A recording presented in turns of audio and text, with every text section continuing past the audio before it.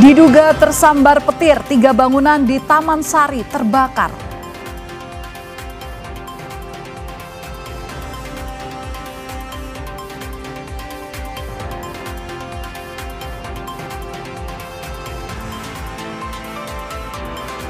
Hujan deras yang terjadi di Jakarta memicu kemacetan panjang di Jalan Antasari dan TB Simatupang pada Rabu malam.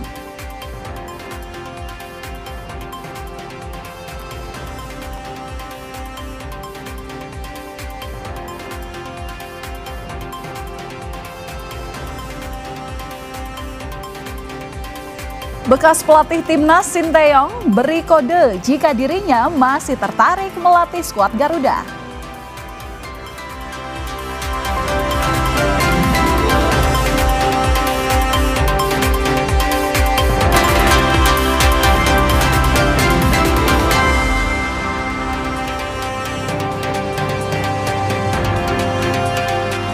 Halo saudara, selamat malam. Selamat datang di Kompas Malam. Selain 3 berita utama tadi, kami juga memiliki sejumlah informasi lainnya yang menarik dan patut Anda simak. Hari ini bersama saya, Valentina Sitorus. Langsung saja kita ke informasi yang pertama, saudara.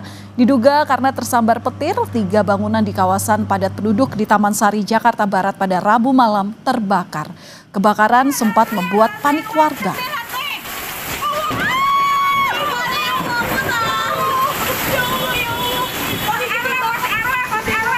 Kebakaran terjadi saat kawasan ini dilanda hujan deras. 3 bangunan yang terbakar yakni rumah warga, rumah makan, serta tempat usaha laundry. Diduga kebakaran ini dipicu rumah kosong yang tersambar petir dan api kemudian membesar serta merambat ke bangunan di sampingnya.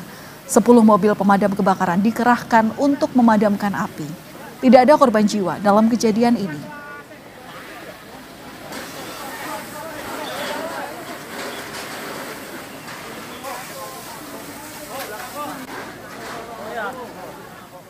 Jadi diperkirakan, ya ini baru dugaan saja, belum masuk jadi faktor alam. Ya karena tadi sedang memang ada petir yang cukup besar dan angin cukup besar yang mungkin merambat ke bangunan yang kosong, ya, salah satu bangunan yang terbakar kosong, jadi timbul penyalaan. Hujan deras di Jakarta mengakibatkan banjir di Jalan Bujana Tirta, Pulau Gadung, Jakarta Timur. Ketinggian banjir yang merendam Jalan Bujana Tirta Pulau Gadung ini mencapai 80 cm. Banjir merendam sejumlah lapak pedagang. Perahu bantuan dikerahkan untuk membantu mobilisasi warga di wilayah itu. Selain karena hujan deras, banjir juga dipicu karena kurang berfungsinya drainase di wilayah itu.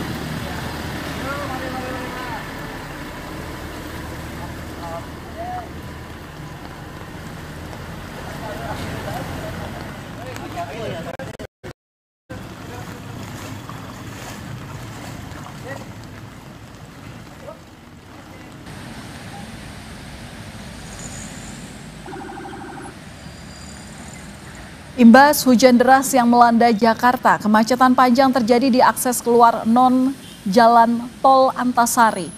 Kendaraan yang keluar dari jalan layang non-tol antri panjang untuk menuju jalan arteri Antasari. Kemacetan juga terjadi di jalan TB Simatupang dari arah Ragunan menuju Fatmawati.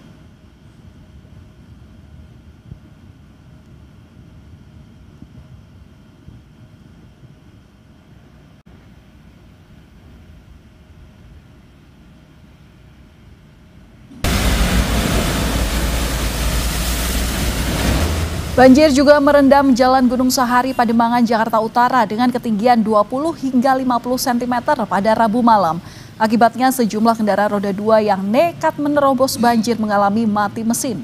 Sehingga lalu lintas untuk pemotor yang menuju arah Senen Jakarta Pusat dialihkan ke Jalan RE Marta Dinata.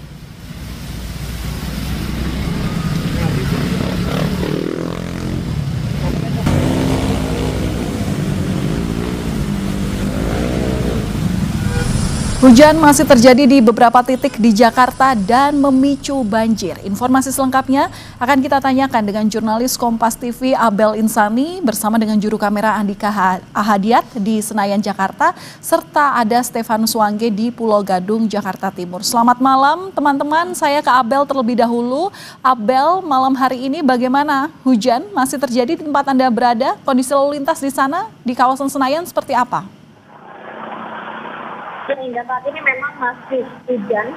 Kalau ini juga saudara, saya juga harus memakai jas hujan karena memang hujannya masih cukup deras begitu ya. Dan untuk situasi lalu lintas di sekitar Senayan ini juga tadi sempat terjadi kemacetan begitu, tapi memang untuk saat ini sudah cukup bisa terurai. Namun memang untuk daerah Senayan menuju ke Patal ini memang masih terjadi macet atau ada antrian kendaraan. Tapi memang hingga saat ini kalau dan juga saudara, untuk hujan ini memang masih diprediksi atau cuaca ekstrim ini masih akan diprediksi akan berlanjut hingga besok begitu ya. Tadi sudah ada himbauan dari BMKG terkait dengan cuaca ekstrim yang terjadi di wilayah Jakarta khususnya, sehingga masyarakat juga perlu untuk bisa memperhatikan daerah mana saja yang memang harus dihindari atau bisa diwaspadai. Nah, ada beberapa daerah di Jakarta yang perlu diwaspadai kalau juga saudara. Untuk Jakarta Pusat ini ada kawasan Menteng dan juga Tanah Abang, kemudian di Jakarta Utara ada wilayah Penjaringan, kemudian di Jakarta Barat ini ada wilayah Cengkareng, Grogol, Tamburan, Kebonjeruk, Taman Sari, kemudian ada Kembangan, dan juga di Jakarta Selatan di wilayah Tebet, Setiabudi, dan juga Cilandak. Jadi memang untuk kawasan-kawasan ini pada tanggal 22 hingga 23 ini instruksi dari BMKG akan terjadi cuaca ekstrim mulai dari hujan deras, kemudian ada angin juga disertai dengan petir begitu, sehingga ini juga harus diwaspadai oleh masyarakat khususnya di wilayah Jakarta, khususnya di wilayah-wilayah yang tadi sudah disebutkan. Kalau saya bisa tetap sedikit pada juga saudara, hari ini di wilayah Jakarta tadi pagi hingga siang ini memang cuacanya cukup panas, ada sekitar 34 derajat, tetapi kemudian di sore hari di pukul 17 kemudian hingga saat ini malah terjadi hujan yang cukup deras. Artinya memang ada cuaca ekstrim yang terjadi, dan BMKG kemudian BNPB juga sudah menghimbau melalui sosial medianya ini ada cuaca ekstrim yang akan terjadi selama 2 hari, yakni hari ini dan juga besok di beberapa wilayah di wilayah Jakarta.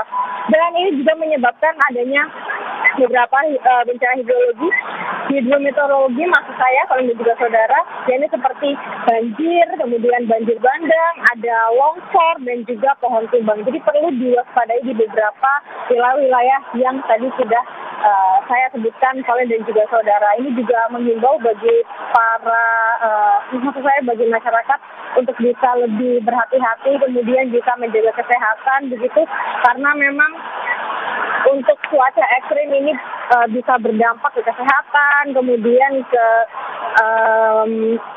beberapa wilayah di Jakarta yang kemudian menjadi macet begitu. Ini juga perlu diwaspadai, sehingga untuk saat ini Valen dan juga saudara, kalau saya bisa diceritakan, ini memang agak gerget ya Valen, atau agak tidak enak badan karena tadi cuacanya cukup panas, kemudian malam ini hujan begitu deras, dan situasi ataupun juga hawa ini kalau bisa dirasakan ini cukup dingin dan tidak enak di badan begitu Valen. Jadi untuk saat ini himbauannya untuk masyarakat untuk tetap berhati-hati dan kemudian untuk bisa menjaga kesehatan dan mewaspadai daerah mana saja dan kemudian apa saja dampak dari cuaca ekstrim yang memang sudah dikatakan atau dihimbau oleh BMKG ataupun juga BNPB. Kembali ke Anda, Valen. Baik, Jakarta Selatan terpantau masih terjadi hujan. Kalau begitu kita langsung memantau bagaimana kondisi di Jakarta Timur, langsung kepada Stefanus Wangge.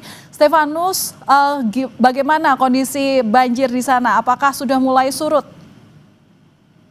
Valen dan juga pemirsa, ruas jalan di Bujana Tirta ini sudah mulai surut setelah tadi sempat ketinggian air di ruas jalan ini mencapai sampai 80 cm sehingga jalan belum tidak bisa dilintasi pengendara motor maupun mobil.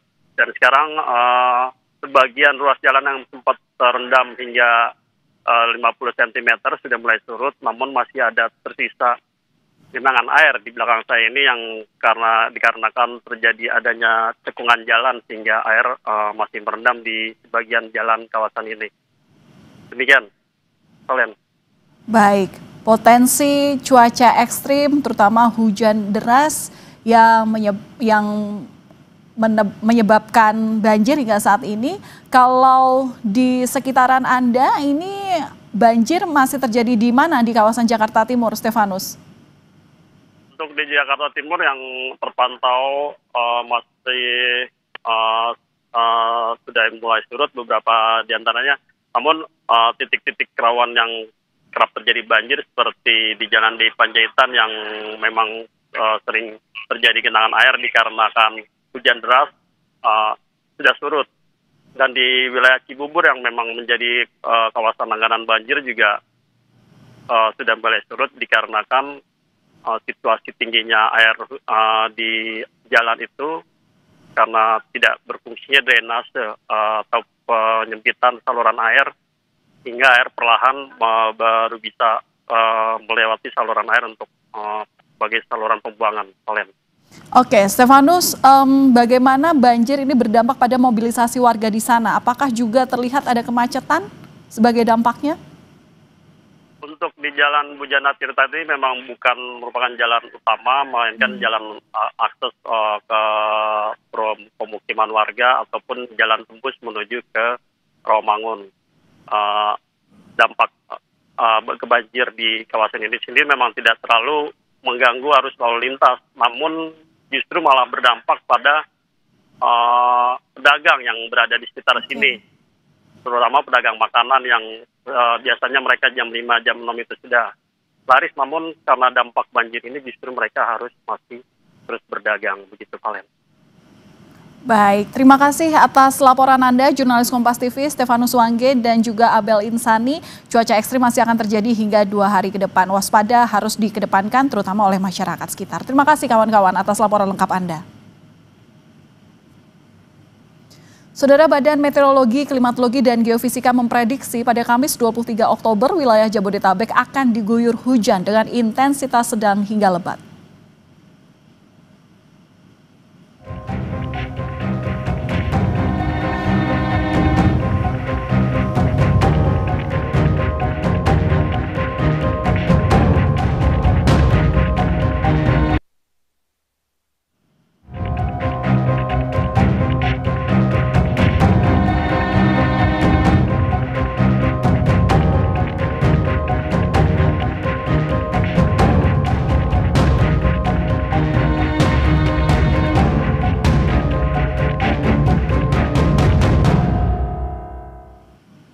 Saudara, di tengah upaya mengatasi laju pemanasan global, emisi karbon dioksida justru meningkat bahkan mencapai rekor tertinggi dalam beberapa tahun terakhir.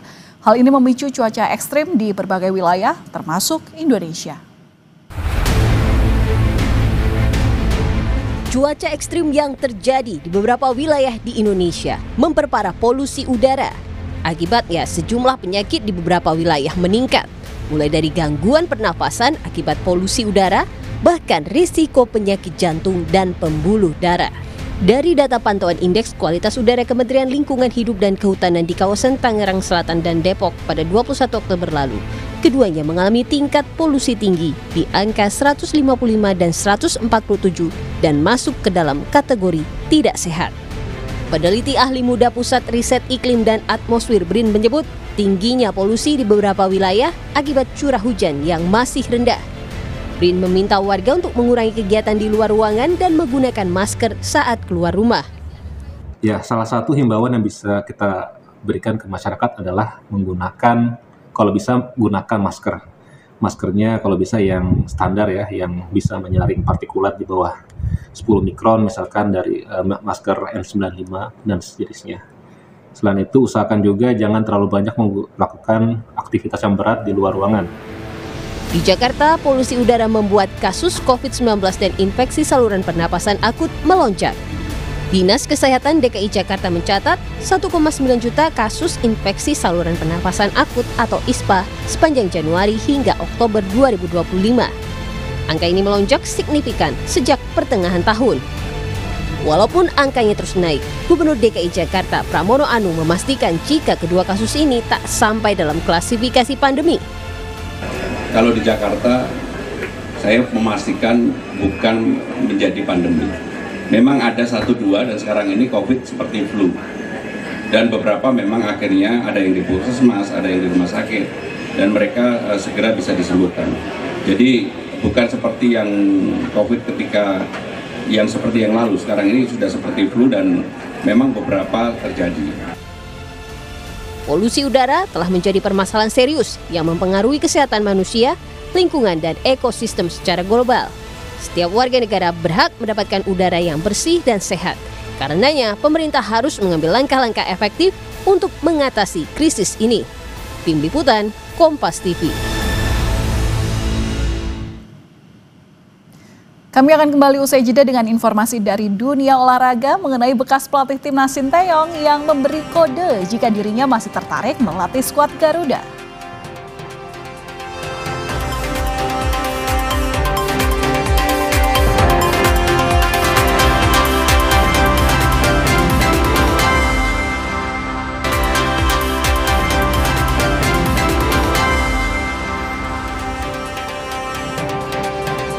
PSSI belum juga menunjuk siapa pengganti Kluivert untuk menangani timnas Indonesia. Bekas pelatih timnas Sinteyong justru malah memberi kode jika dirinya masih tertarik melatih skuad Garuda. PSSI enggan tergesa-gesa dalam menunjuk pelatih timnas usai kegagalan Kluivert membawa skuad Garuda lolos ke Piala Dunia 2026. Kendati banyak desakan agar pengganti Kluivert segera diumumkan, namun Ketua Umum PSSI Erick Thohir masih bungkam. Bursa pelatih timnas Indonesia hingga kini menjadi magnet karena memunculkan rumor-rumor sosok yang digadang-gadang potensial menakodai Jai Izes dan kawan-kawan. Salah satu nama yang masih menggema untuk menggantikan Kluivert adalah Shin Tae-yong. Keberhasilan STY mengubah pola permainan timnas menjadi alasan masih banyak yang berharap STY kembali ke Indonesia. Lewat wawancara baru-baru ini dengan Goalpost Asia, Shin Tae-yong sempat menyinggung posisi kepelatihan di timnas Indonesia. Pelatih asal Korea Selatan itu bahkan mengaku akan memprioritaskan Indonesia sebagai pilihan utama jika mendapat tawaran lagi. 저는 뭐 감독이고 저는 일단 열려 있으니까 그건 좋은 조건이 들어오고 하면 인도네시아가 아니라 어디든 갈 수 있는 부분. 근데 만약에 이제 같은 조건이라면 인도네시아가 그래도 더 마음에 끌리시긴 하겠네요.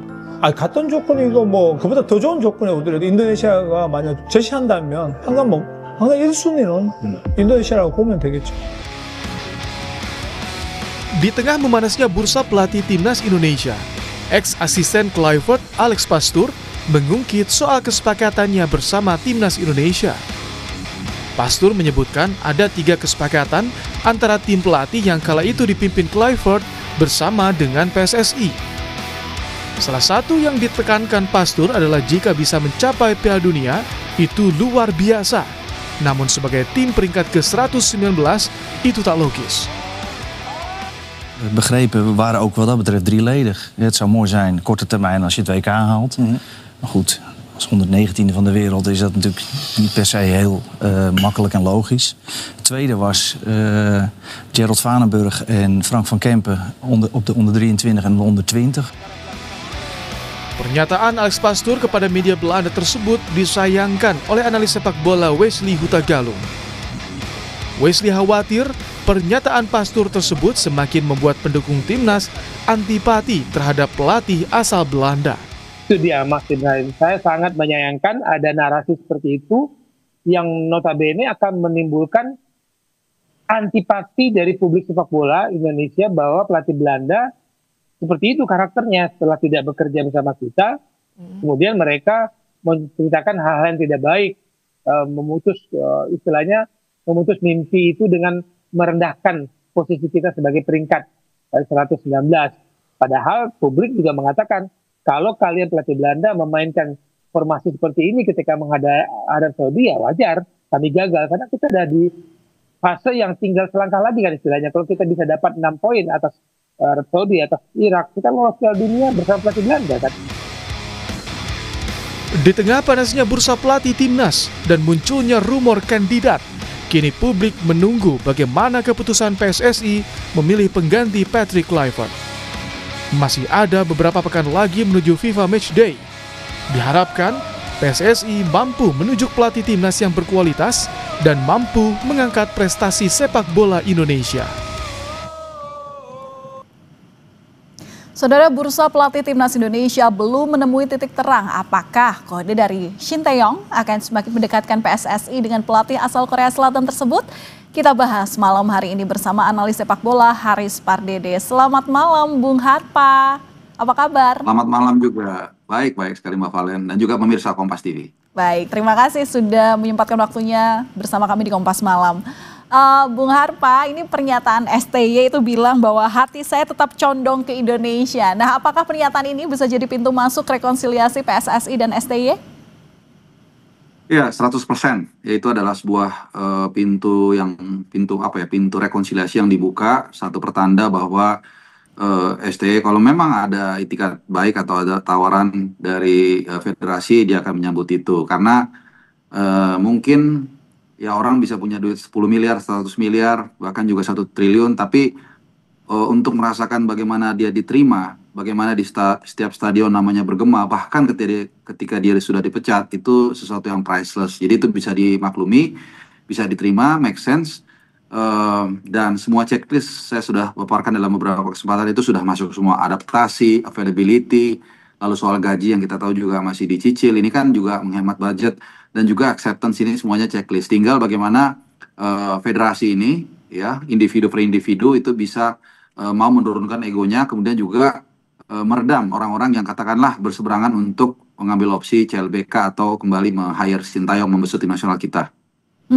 Tapi Bung Harpa, kalau kita mundur ke belakang, waktu saat itu STY dipecat dari pelatih timnas, kemudian seolah-olah PSSI ini terlihat cepat begitu, bahkan konferensi pers untuk mengumumkan pelatih baru saat itu adalah Patrick Kluivert itu seolah cepat. Nah, di sini itu ada kemenarikan dua hal. Pertama, STY seperti membuka pintu untuk memberikan harapan kepada Indonesia bahwa ia tetap akan memilih Indonesia kalau memang ditawari sebagai pelatih. Tapi di sisi lain PSSI sekarang ini kayak no comment dan gak ada konferensi pers secepat waktu itu gitu.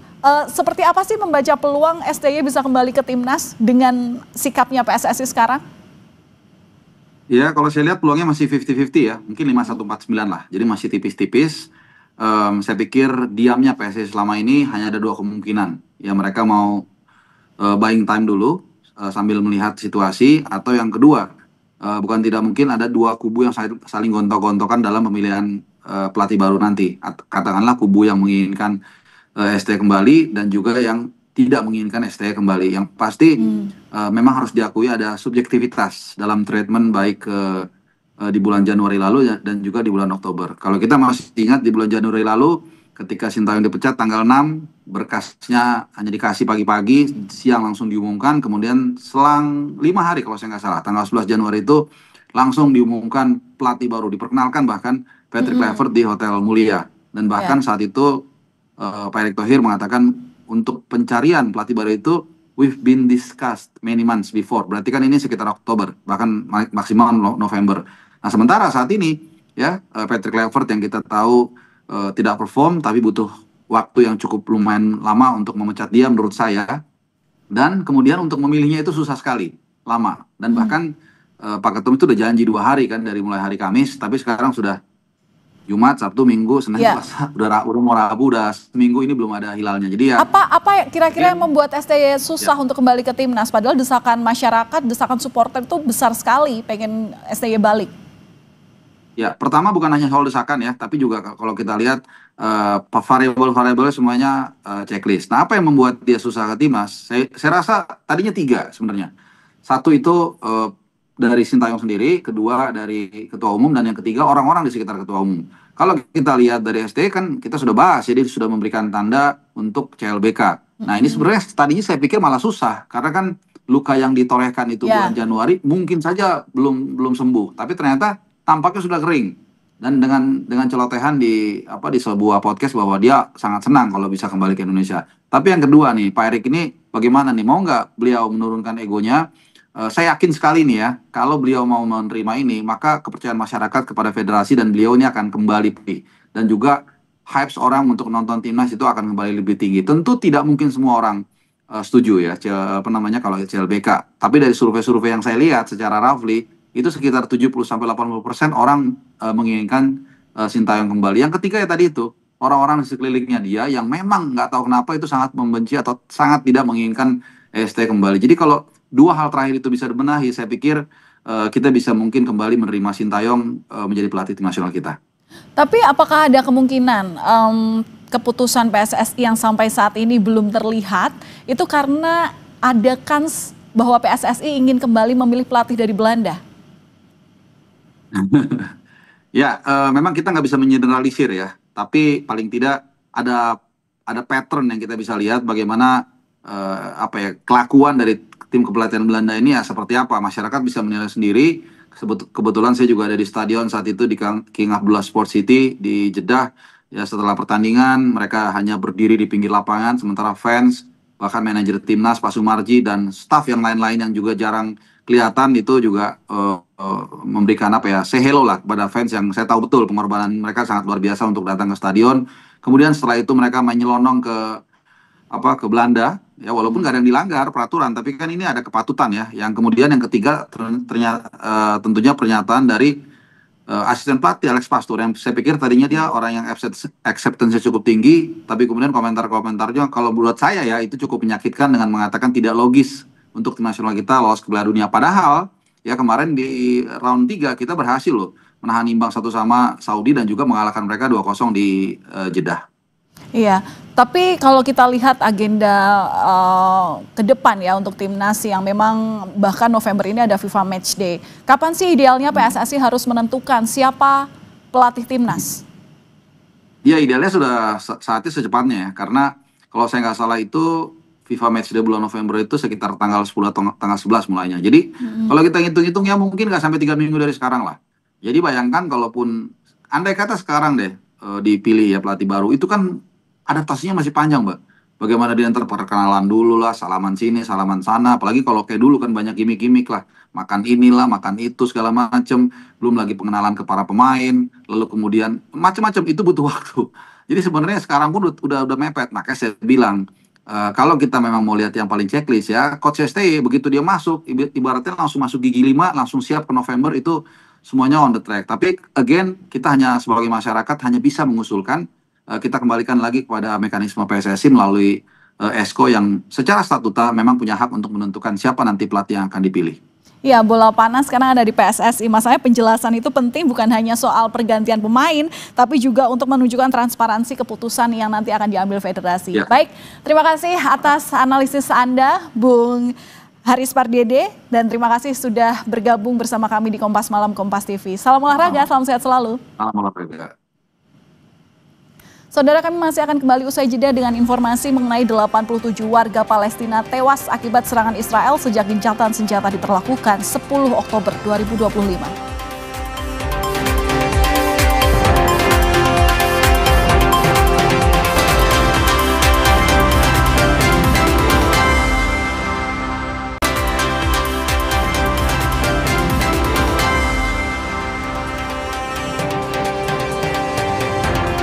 Informasi mancanegara akan kami hadirkan pada segmen ini di Kompas Malam. Saudara, sebanyak 87 warga Palestina tewas akibat serangan Israel sejak gencatan senjata diperlakukan pada 10 Oktober 2025.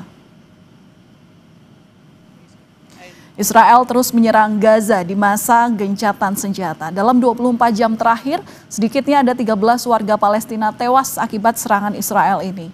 Berdasarkan data Otoritas Kesehatan Gaza, total ada 87 warga Palestina tewas akibat serangan Israel selama gencatan senjata yang dimulai pada 10 Oktober 2025.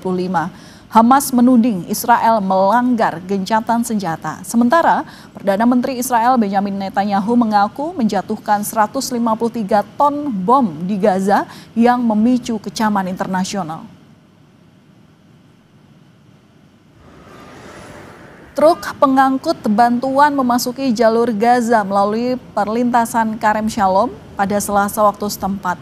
Menurut kantor media pemerintah di Gaza, hanya 986 truk bantuan yang masuk Gaza sejak gencatan senjata pada 10 Oktober lalu.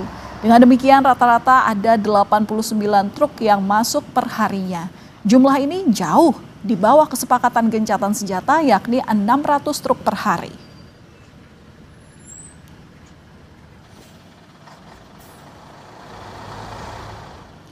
Seperti apa situasi di Gaza di tengah gencatan senjata yang seringkali dilanggar oleh Israel? Kami akan tanyakan dan sudah bersama kami relawan Mercy melalui sambungan Zoom ada Marisa Noriti yang berada di Aman.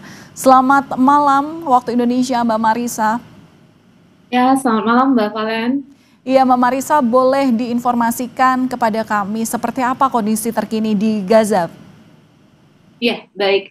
Seperti yang kita ketahui bersama, tanggal 19 Oktober kemarin terjadi penyerangan di Gaza oleh pihak Israel yang menyebabkan korban juga cukup banyak. Dan ini salah satu tambahan lagi bagi pelanggaran ceasefire bagi pihak Israel. Akan tetapi setelah itu kondisi di Gaza sudah mulai agak kondusif saat ini. Hingga saat ini belum ada dan mudah-mudahan tidak pernah ada lagi serangan udara dari pihak Israel. Dan untuk bantuan sendiri seperti yang sudah disampaikan, yang seharusnya 600 truk per hari, hingga saat ini hanya 89 truk aja per hari rata-rata. Dan ini dikarenakan karena border hanya Kerem Shalom dan Kisufim aja yang dibuka. Sebenarnya untuk mencapai 600 truk per hari ini harusnya seluruh border dibuka sehingga capaian-capaian untuk ceasefire di tahap awal ini bisa diwujudkan. Dan hingga saat ini seperti kita ketahui juga pihak Israel masih mendiami 58% wilayah Gaza, yaitu wilayah Yellow Line, dan mereka saat ini berusaha mencoba memberikan marking yang visible untuk Yellow Line itu, tapi apakah itu sesuai dengan kesepakatan yang ditetapkan oleh mediator itu belum bisa dikonfirmasi. Dan bahkan saat ini berkembang isu bahwa pihak Israel dan sekutunya Amerika Serikat hanya akan membangun wilayah di Gaza yang di bawah kontrol Israel. Ini tentu saja sudah sangat jauh dengan Trump plans yang waktu itu diajukan di kesepakatan ceasefire di awalnya, seperti itu Mbak. Oke, untuk pembangunan wilayah ini kan menjadi fase lanjutan dalam proposal Donald Trump kala itu dalam perdamaian di Gaza dan Israel ini. Tapi kalau melihat dari sejumlah paparan yang tadi disampaikan Mbak Marisa bahwa border belum dibuka semua sehingga truk bantuan belum bisa masuk sesuai dengan angka atau jumlah yang harusnya disepakati per hari ada 600 begitu ya. Kemudian juga gencatan senjata lagi-lagi kemarin membombardir wilayah Gaza begitu. Ini alasannya apa dan apa kemudian upaya yang dilakukan oleh relawan Mercy untuk tetap mengawal supaya fase pertama perdamaian antara Israel dan Gaza ini tetap on the track gitu?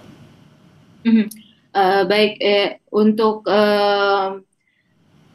kejadian pelanggaran ceasefire ini memang bukan di wilayah kami sebagai NGO. Kami relawan Mercy hanya berusaha memberikan bantuan medis sesuai dengan kapasitas kami terkait netralitas di lapangan. Kami tidak masuk ke politik antara Israel dan pejuang saat ini. Kami hanya mengamati fakta di lapangan dan terus berusaha untuk membuka akses supaya kami bisa terus memberikan bantuan medis ke Gaza dengan mengirimkan tim medis.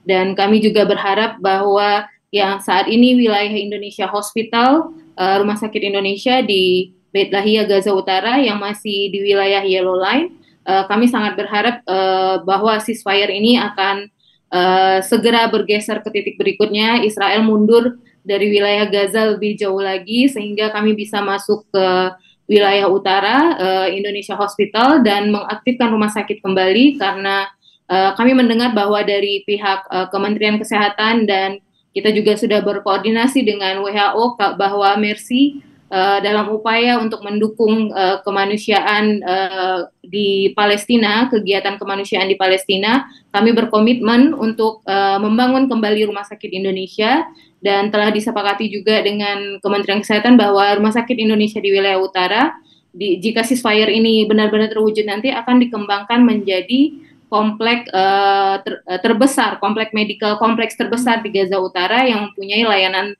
terlengkap, dan Mercy akan bekerja sama dengan Kementerian Kesehatan dan WHO untuk mewujudkan visi ini sebagai bentuk solidaritas kita kepada warga Gaza. Seperti itu, Mbak Valen. Oke, Mbak Marisa, ini kan kemarin juga Israel kembali menyerang Gaza begitu ya, dan jumlah korban kini kembali bertambah.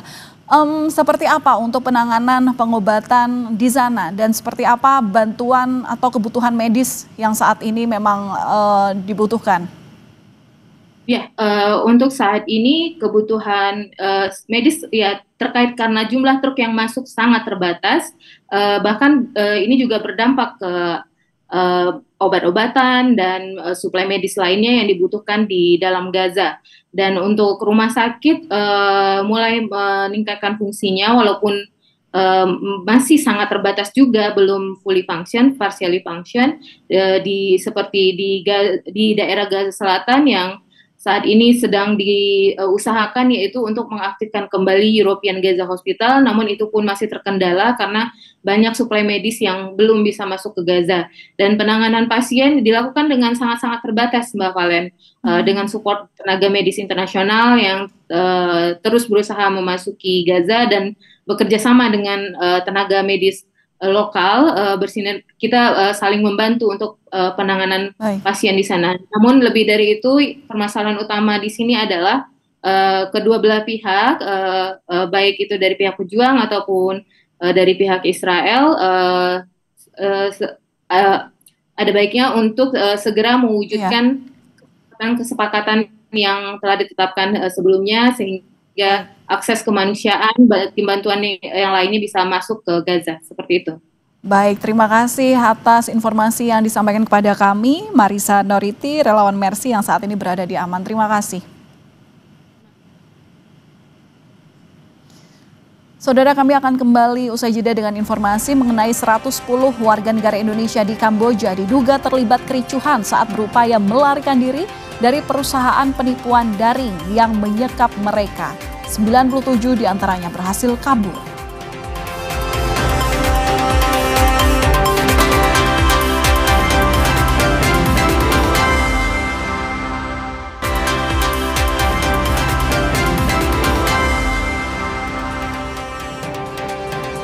Menteri Luar Negeri Sugiono buka suara soal rencana pemulangan WNI yang menjadi korban perusahaan online scam di Kamboja.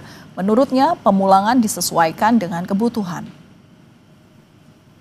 Sugiono bilang pendampingan WNI jadi prioritas, namun belum tentu semua korban perusahaan online scam di Kamboja mau dipulangkan ke Indonesia. Menurut Sugiono, banyak WNI tetap memilih berada di Kamboja dengan alasannya masing-masing.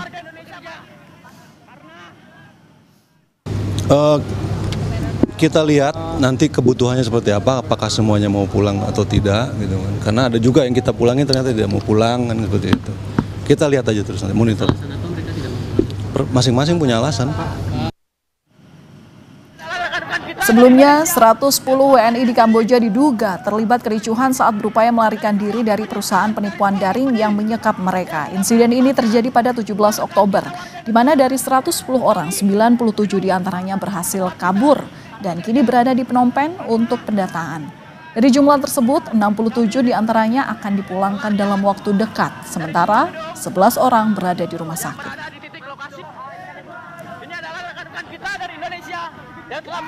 Menindaklanjuti instruksi Presiden Prabowo Subianto soal rencana Indonesia yang akan memproduksi mobil karya anak bangsa atau mobil nasional, Menteri Sekretaris Negara Prasetyo Hadi menyebut hal itu tengah dalam pembahasan. Dalam konferensi pers di Istana Kepresidenan Jakarta pada Rabu siang, Prasetyo bilang pemerintah akan mematangkan rencana tersebut dalam rapat yang digelar pada Rabu sore. Ia juga berharap rencana Indonesia memiliki mobil nasional bisa segera terwujud. Pak Agus bilang Iya, sore ini kebetulan kami ada jadwal rapat untuk membahas, salah satunya membahas hal tersebut.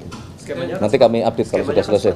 Sedang persiapan, mohon doanya aja. Kita harus tetapkan dulu cita-cita dan target bahwa kita harus bisa dan mampu memproduksi mobil buatan anak bangsa sendiri. Tapi pasti masuk PSN.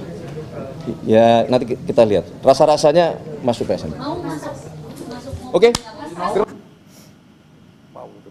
Sebelumnya, dalam sidang Kabinet Paripurna 20 Oktober 2025 lalu, Presiden Prabowo menyampaikan agar Indonesia memiliki mobil nasional. Presiden Prabowo Subianto menargetkan Indonesia mampu memproduksi mobil dalam negeri dalam 3 tahun mendatang. Akan punya mobil buatan Indonesia dalam 3 tahun yang akan datang. Saya sudah alokasi dana, sudah kita siapkan lahan untuk pabrik-pabriknya, sedang bekerja sekarang tim. Kita sudah menghasilkan Jeep buatan Indonesia. Kami akan kembali usai jeda. Informasi mengenai sebuah mobil listrik menyelonong masuk lobi hotel setelah menabrak pintu kaca. Dan saat kejadian, lobi penuh orang yang sedang makan siang.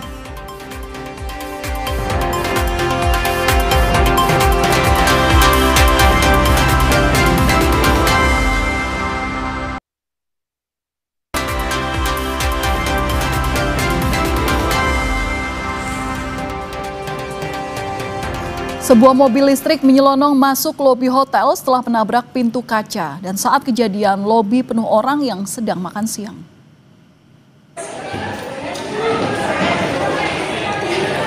Mobilnya masuk, guys.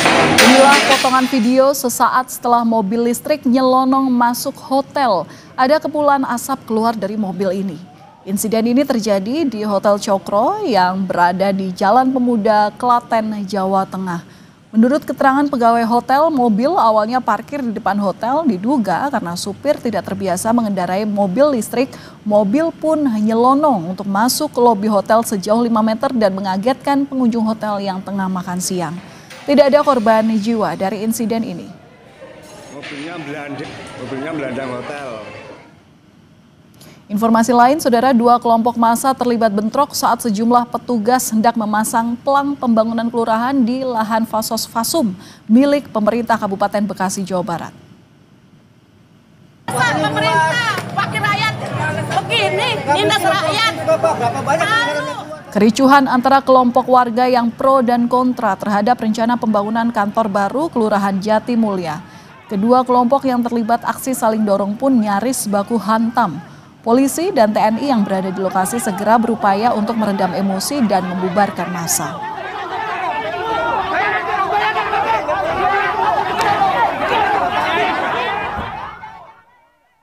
Nah, sebenarnya kalau di lapangan mah kan bicara kendala nggak ada kendala. Karena ini kan hak tanah rakyat juga, tanah pemerintah, tanah Fasos Fasum. Ya harus dibedakan. Kalau tanah masjid dengan 2.000, sisanya kan buat kantor kelurahan tuh. Kantor kelurahan paling dipakai ini 600 meter kali 2 lantai lah. Itu sih. Kendala nggak apa-apa, cuman Anda warga aja mungkin mereka ingin menguasai lahan Fasos Fasum ini. Dan kami tutup Kompas Malam sampai di sini. Jangan lupa untuk cukupi kebutuhan air mineral Anda setiap hari dan rasakan kesejukannya. Saya Valentina Sitorus pamit. Terima kasih atas perhatian Anda dan sampai jumpa.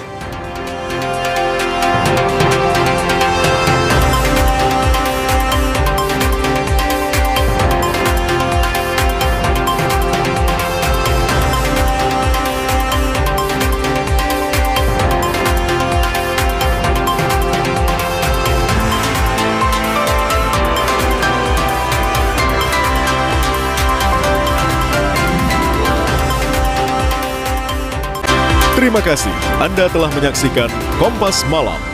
Didukung oleh